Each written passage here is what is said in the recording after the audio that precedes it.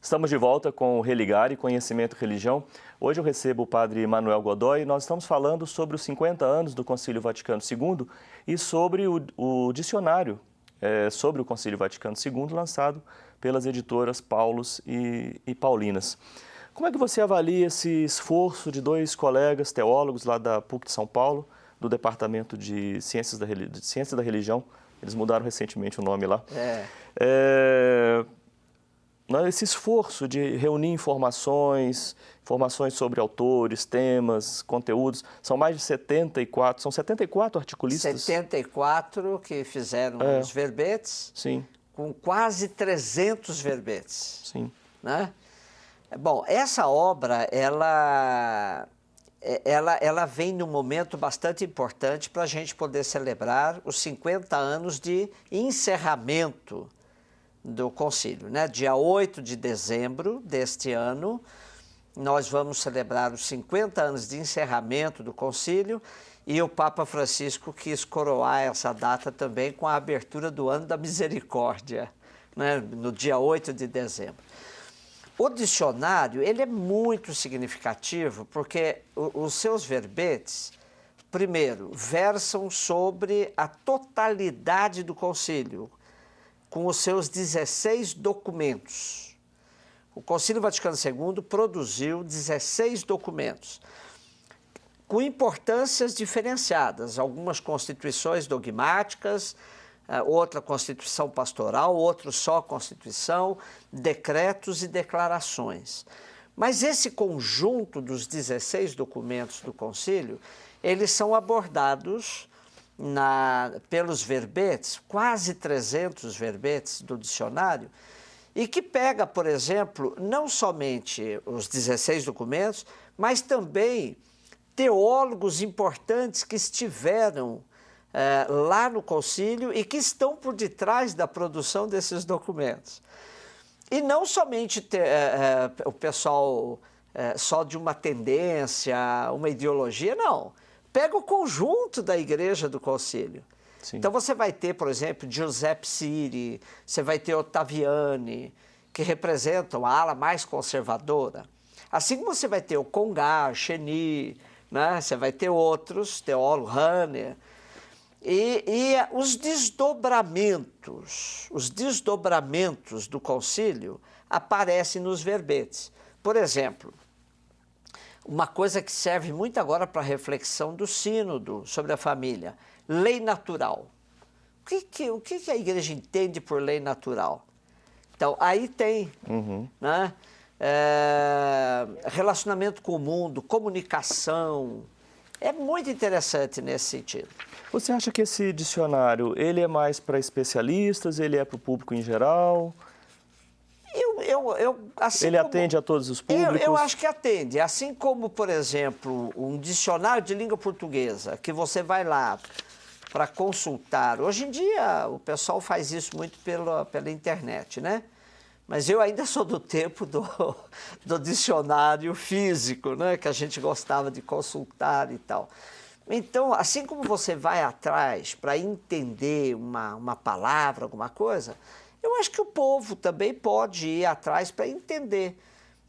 Por exemplo, igreja, comunidade, conselho, sínodo, concílio. Então, essas palavras, o que elas significam? Depois, o dicionário ainda traz a cronologia do concílio, desde janeiro de 59, com a convocação, aquele tempo de preparação, depois o dia 11 de outubro de 1962, com a abertura, até 8 de dezembro de 65, com o fechamento. Sim. Então tem toda a cronologia e mais, tem a lista de todos os bispos, cardeais, arcebispos, protestantes, que alguns foram, alguns leigos, tem a lista de todos os participantes do concílio. Sim, sim. Então é um livro referencial. E não é o primeiro material assim, sobre história do concílio? Não. Mas é o primeiro dicionário. É o primeiro dicionário. Nós temos em Bolonha, na Itália, praticamente a biblioteca completa. Porque o Giuseppe Alberigo, ele recolheu, só para o telespectador ter ideia... No Instituto João 23, não é isso? Mas só para o telespectador ter ideia do que é essa biblioteca sobre o Vaticano II em Bolonha. Por exemplo, 2 bispos, um manda um bilhetinho para o outro. Se o Alberigo conseguiu recolher esse bilhetinho, está lá.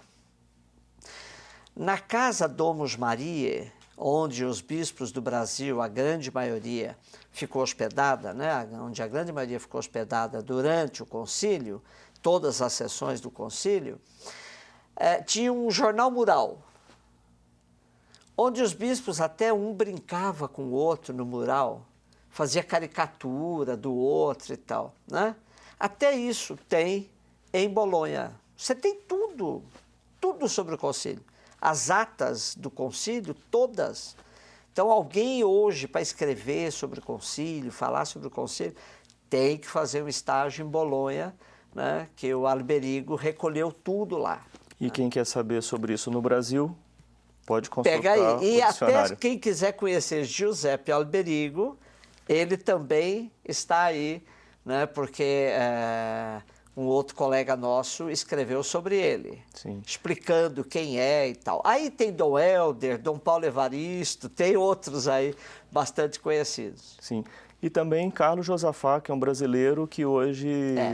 Carlos Josafá tem mais de 90 anos, é um frade dominicano e é uma memória viva do concílio.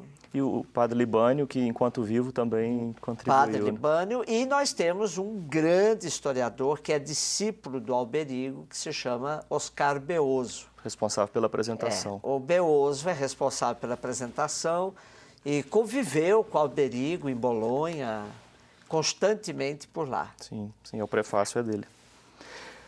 Como é que a gente pode falar de Concílio Vaticano II no papado de Francisco? Aqui é uma coisa bonita, porque o Papa Francisco é o primeiro Papa, depois do Concílio Vaticano II, que não participou do concílio. Ele não participou nem como bispo do concílio, né? Então, o Papa João Paulo II foi bispo conciliar, o Ratzinger, né? O Bento XVI foi perito, mas o Francisco não. Né? E o Papa Francisco tem uma ligação tão forte com os temas do concílio. Isso que ele anda fazendo agora, visitando, abrindo espaço, relacionamento Cuba, Estados Unidos, escrevendo uma encíclica belíssima sobre a questão da casa comum que todos nós vivemos, o planeta, né, na linha ecológica, a ecologia integral que ele fala, né? Então, ele está profundamente antenado com os temas do concílio. A gente pode dizer, Papa Francisco, um Papa do Concílio Vaticano II. E como a gente falava, né, de uma parte da Igreja que assume a perspectiva do Vaticano II, uma parte também que reage. Isso se manifesta no papado de Francisco de que forma? Bom, na figura dele, mas no contexto eclesial, que ele administra. O contexto de Francisco. A gente não consegue entender, até escrevi sobre isso, está publicado. A gente não consegue entender o Papa Francisco sem falar da herança que ele recebeu. Nenhum Papa muda a Igreja com um toque de mão. Ele recebeu uma herança, sobretudo das últimas 3 décadas, em que Papa João Paulo II e Papa Bento XVI governaram a Igreja. Para entender, então, a gente teria que remeter um pouquinho e entender. O Papa João Paulo II era um homem da Polônia, A Polônia foi um país massacrado pelo comunismo. E eles ficaram na defensiva. E a Igreja Católica exerceu um papel de defensiva na Polônia de maneira fantástica, né? Então, eles resistiram ao comunismo na Polônia de maneira fantástica. Então, a Polônia, a Igreja da Polônia, nem dá para cobrar da Igreja da Polônia uma implementação do Concílio Vaticano II. Ela teve dificuldades, porque enquanto nós aqui estávamos querendo colocar o Concílio Vaticano II no dia a dia das nossas igrejas, a Polônia estava lá com outro problema, se defendendo, sobrevivendo. E daí vem o Papa João Paulo II. Embora participante do Concílio Vaticano II, embora conhecedor do Concílio Vaticano II, ele não tinha uma experiência de uma igreja do Concílio Vaticano II. Então, ele não tinha como cobrar dele isso. Então, a igreja do Papa João Paulo II fomentou bastante o paradigma tridentino, através, sobretudo, dos movimentos.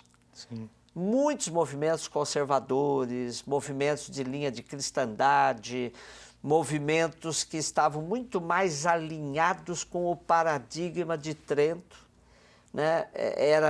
Esses movimentos é que deram a sustentação para o pontificado do Papa João Paulo II. É isso que você chama de uma herança recebida pelo Papa Francisco. O Bento não conseguiu, né? O Papa Bento foi colaborador do Papa João Paulo, também não dá para entender o pontificado do Papa João Paulo II sem entender o cardeal Ratzinger, que ficou o tempo todo na Congregação da Doutrina da Fé e que foi um escudeiro fiel do João Paulo II e que depois o sucede assumindo aquilo que ele ajudou a construir, né? Sim. Ele foi uma sucessão assim quase que natural, né? Mas é interessante que ele entra para a história como o Papa que renunciou, né? E renunciou porque, de fato, percebeu que não tinha mais forças para tocar o mesmo projeto que ele ajudou João Paulo II a instaurar, que ficou conhecido como Projeto de Restauração da Igreja. Godoy, eu gostaria de fazer uma última pergunta. Quanto tempo demora para um concílio ser implementado na igreja? Eu pediria uma resposta breve para a gente concluir o programa de hoje. Bem breve. Olha, o telespectador pode imaginar. O Concílio de Trento aconteceu em 1565, por ali. Século XVI, portanto. E nós hoje ainda estamos colhendo frutos desse concílio do século XVI. Então, 400, quase 500 anos. O Concílio Vaticano II, 50. A única diferença é que hoje a coisa é muito mais rápida, os meios de comunicação, tudo é muito mais rápido. Mas mesmo assim, na igreja, 50 anos de história é ainda um tempo muito pequeno, muito curto, para mudanças profundas. Eu agradeço muito a sua participação aqui, Padre Godoy.